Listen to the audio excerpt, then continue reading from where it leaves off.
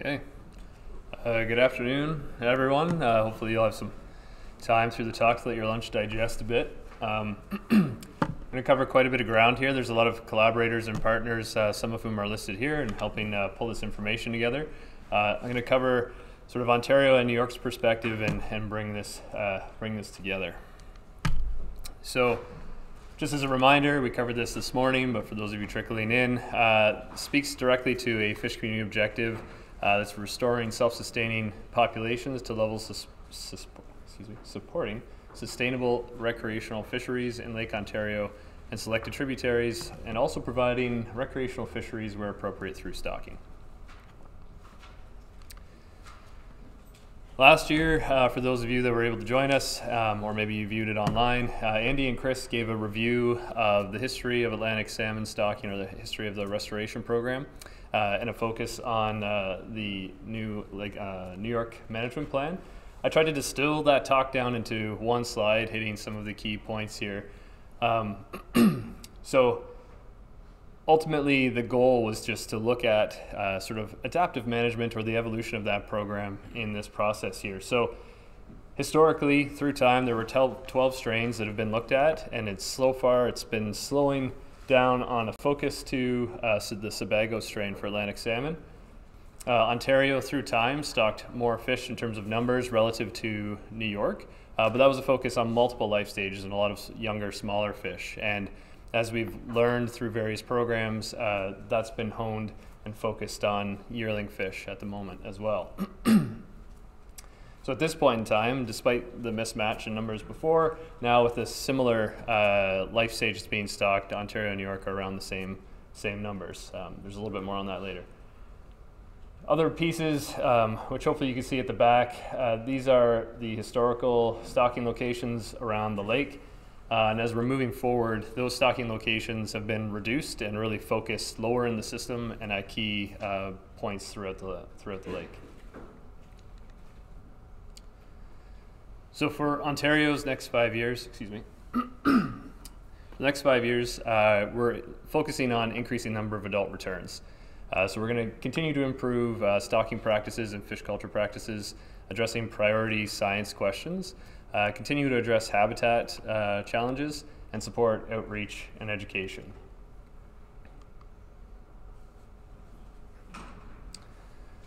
Right. So this is a sort of a 2023 year in review. So we have 2 fish cameras. I've talked about this before at previous LOC meetings. I'm not going into much detail here.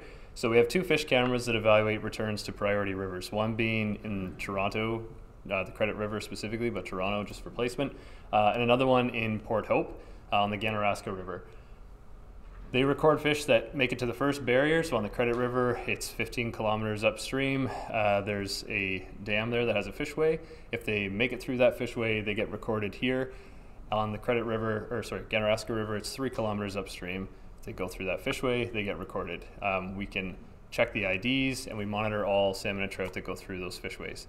The key here is they have to make it through those fishways in order to access spawning habitat. So these are critical gateways for them to reach to get to spawning habitat.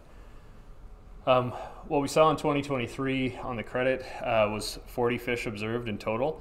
The working number that we're looking for is around 200 was the number that we were hoping to see through time.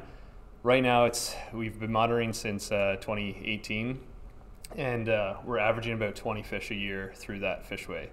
On the Ganaraska, we've had 16 this past year, and that averages around 15 to 20 as well through there. So we're not hitting the targets that we had hoped to see in terms of returns through those fishways.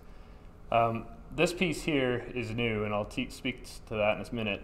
But while I said we were focusing on yearlings, it's primarily spring yearlings. There was there was a thought process where we advanced some of those fish. I'll try not to interchange them. I'll call them fall yearlings. So instead of stocking them in the spring, fish culture in Ontario holds them a little bit later and then stocks them in the fall, so October, November. So they're almost 2 years old. And then we stock them out specifically at this site in Lakefront Promenade. So this is it here. Again, just for orientation, we'll call this the GTA or Greater Toronto Area. Port Credit that I spoke to previously is a river that you won't be able to see, but I'm trying to highlight it there. And then Lakefront Promenade is this embayment right here, and there's a harbor on the other side. You can see it highlighted here. So in 2021, 10,000 of these advanced yearlings or fall yearlings were stocked there. They received adipose clips and put in there. In 2022, the same thing occurred. And this past year, several of us, including myself, were getting notifications from social media about people catching a lot of Atlantic salmon in the GTA.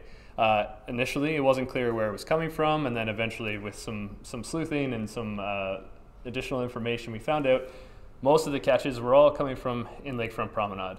So here's some of the posts. This is all the same individual. This was just the easiest to grab. They're all separate fish. They're all clipped.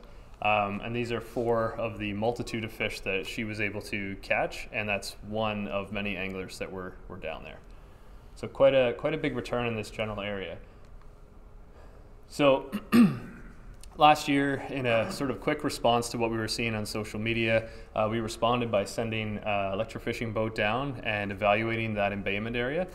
And as you saw on the previous slide, in 2 quick days, 55 fish were caught, which is almost more than what we saw through the entire season on those cameras. All the fish that were caught were clipped.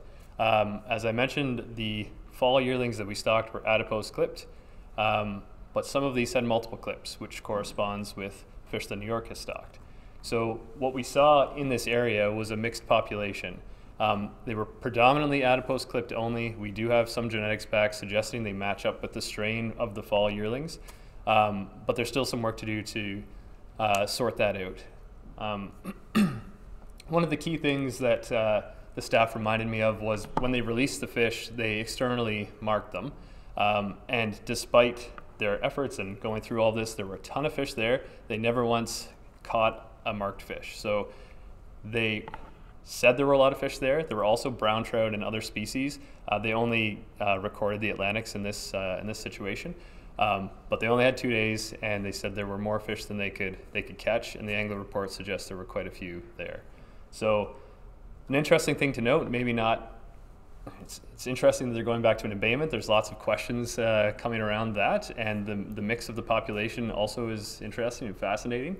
But there's more to come on that this year. So just a quick summary for Ontario. Again, we're stocking 4 areas and lower in the system. We're focused on the Sebago strain and spring yearlings and some older. We're still continuing to stock around 10,000 of that advanced yearling stage, or fall yearling, excuse me. We're looking into Lakefront Promenade. We're not sure. I've been aware, as have others, there's sort of niche shoreline fisheries that occur with Atlantic salmon. The anglers that are good at it suggest there are pods that sort of rotate around, and if you know your spots and you know your conditions, you can really target them. So it's unclear whether this is a unique event that just happened this past year, or if it's something that's going to continue to occur driven by these stocking events. So we're going to investigate that. And then in terms of just the overall assessment of Atlantic salmon, for Ontario, it's starting to align with our broader fish community assessment and working into our routine programming. So with New York, there's been increased interest in Atlantic salmon fishing. In 2023, their new management plan was released, and to summarize, it focuses on three key pieces. One is a summer Atlantic salmon fishery in Salmon River, and a fall and winter fishery in other tributaries, or in select tributaries. And ultimately, the goal here is by creating a fishery, you're having adults returning, and the plan acknowledges that the sustainability of Atlantic salmon is going to rely on natural reproduction. So bringing these fish back and creating those fisheries is creating those adults coming back, and hopefully will facilitate spawning and successful natural reproduction. So that's where this third point comes in. Success of these two will lead to these. So improving tributary returns with stocked fish. As mentioned, New York stocking approach, similar to Ontario, focusing on yearlings, smolts, increasing numbers to 200,000, and this is spread across 4 streams, Oak Orchard, South Sandy, I don't know if people at the back can read, that. Oak Orchard, Sandy Creek, Salmon River, and South Sandy Creek here. They're matching temperatures, so 50 degrees or 10 degrees C, and then they're evaluating a potential low thiamine tolerant strain. We heard about that a bit earlier today with some lake trout work. And just to expand on that point, working with U.S. Fish and Wildlife Service, they're developing a strain that the hypothesis is that it'll have low thiamine tolerance. They took fish from Lake Champlain and essentially treated some of those fish with thiamine. So if they're deficient, they sort of get reinvigorated with thiamine. It increased production and successful production. And then there's fish that weren't treated with thiamine. And the idea here is those that survive without being treated with thiamine are selected for a low thiamine environment. And so when those fish hatch out and that becomes a stock, you now have a stock that is okay with low thiamine, or at least this is the idea, and a stock that's more of a control and needs the thiamine. So the intention here is stock out these two groups. It's been developed through parentage-based tagging, so they've taken, they're tracking the parents. So when these fish are stocked, if they're intercepted, genetics will help us understand which group they belong to and help underscore whether this treatment is more suitable. Sorry, this treatment is more suitable for the current Lake Ontario environment that's dominated by alewife. Right, so in partnership with USGS, there's work around thermal refugia in particular streams, so St. Regis River here, South Sandy Creek, Salmon River, and Sandy Creek. The intention here, again, is looking for those cold water spots. Atlantic salmon will return through a very broad window, at least that's our experience in Ontario. And some of these tributaries get quite warm, and so they need to have a spot to go, kind of hang out where it's still cold and they don't get stressed out. So this is going to help locate that, but also on the flip side, with successful spawning, you need to have those cold refuges for their offspring to stay in the river before they smolt out. So there's a threefold approach here. Approach number one is computer-based. It uses various metrics in a model to predict where these cold water refugia are within the streams. The second method is using a drone that has a thermal infrared camera attached to it, and it flies up the tributary, literally, and will record sort of temperature gradients throughout the tributary, and that can get modeled and thrown on maps. And then this third one, I don't know if people can see, this is just ground-based, so an individual entering the tributary and taking measurements, and you can see sort of the thermal scan here and warm water. So there's the person, some warm water. And so those locations get marked for springs and upwellings. So there are targets in the New York plan for the lake fishery and the tributary fishery. They're treated separately. But for the lake fishery, it's 2,000 Atlantic salmon caught or estimated caught annually. And for the trib fishery, it's 1,000 Atlantic salmon caught in each of those 4 tributaries I mentioned previously. There's also a component around natural reproduction. And the thought here is that we want to be able to detect natural reproduction consistently in the Salmon River and observe the presence in these other new focal tribs. So some of the information collected from the Creel survey here, 2023 at the end, and we have the target in the dashed line, so that's the 2,000 fish mark. We can see that we're not achieving that target yet. However, there have been consistent, low but consistent catches of Atlantic salmon through the time series. In the tributary fishery, we've got Salmon River in the blue, Oak Orchard in orange, Sandy Creek in the gray, and South Sandy in the yellow. Target again in this dashed line being 1,000 fish returning. Again, keeping in mind, this is the recent stocking event, so you don't see Sandy Creek and South Sandy through here. Despite that, Oak Orchard had a big return in 2019, exceeding the target. It hasn't been observed since that time, but with the recent stocking events occurring in 2021 and 2022, we're starting to see returns, and on Sandy Creek here, this gray bar, we're exceeding those targets. So early results, as I mentioned, stocking started in these new tribs in 2021. And there's measurable returns in 2022 and 2023, so it looks promising. In summary, across the agencies, we have comparable approaches at this point, so fewer focal streams and reduced genetic strains focused on yearlings.